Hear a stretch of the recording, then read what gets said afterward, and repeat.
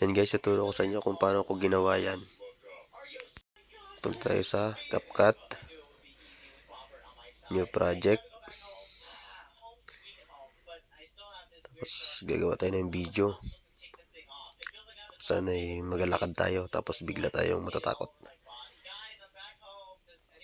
Tapos plus sign, yung pangalawang video na ating kinuha.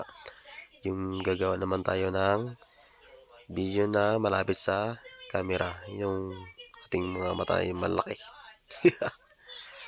Okay, edit tayo. Yan dyan, split nyo. Tapos sa kaliwa, delete, dahil di na kailangan yan. Tapos yung nawala na yung bata, split ulit. Tapos delete, dahil wala na rin yan. Hanapin natin yung pangalawang video. Yan, i-timing nyo lang yan kung saan nyo gusto dyan na nakakatakot talaga siya. Sa akin yan ang gusto ko. Ayan, i-split nyo lang. Tapos yan yung ano, pag yun napili nyo na, split nyo ulit. Tapos delete nyo na, hindi na kailangan yan. Tapos click nyo yung box na yan. Pag pumuti na, hanapin nyo yung overlay. I-overlay natin yan para pumunta sa baba.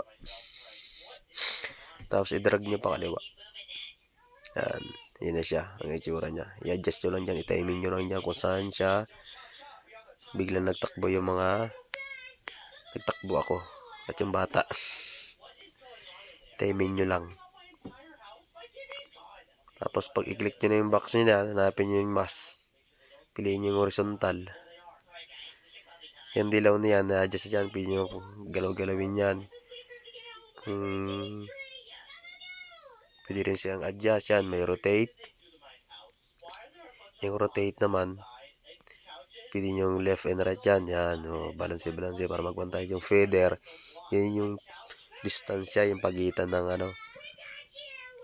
Pwede nyo laro nyo yung lato-lato na yan. Bahala kayo dyan. Makita nyo naman yan sa liwanag ng video. Yung picture nya. Yan, 4. Pwede na yan. Tapos, yan, titestingin natin kung tama ba. Hindi naka-timing. Yung nakaputi na yan, pwede nyo i-adjust yan. Long press nyo lang. Yan, pakanan. Hanggang sa mag-timing, ma-timing nyo. Ganun.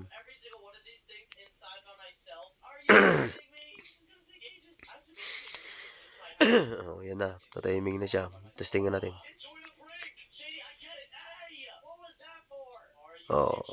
Di ba? Okay na. Pang-reels na yan. Piliin nyo aspect ratio 9.16. Tapos yung code rate nya, i-high nyo. Resolution 1080. Export na. Kung may natutunan kayo, follow and share nyo lang. Salamat.